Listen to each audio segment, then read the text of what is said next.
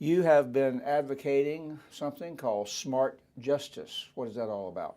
Well, let's take our heads out of the sand and start looking at what we're doing in the criminal justice system. In 1989, we spent $689 million to put 38,000 people in jail.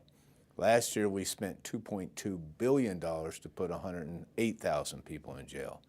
It makes absolutely no sense. We're running people's lives, families' lives, and we're spending a lot of money that we need to invest in other things such as education, transportation, etc. So we need to quit doing things the way we've always been doing it. Let's look at a different way of doing it, and that's what smart justice is about. How do we get there? What changes do we make in the sentencing process?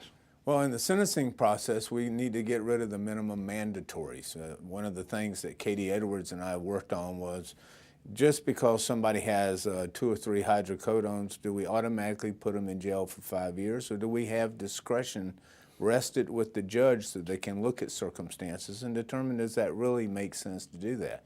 Remember, 65% of crime in the state of Florida is the result of drugs or mental health problems.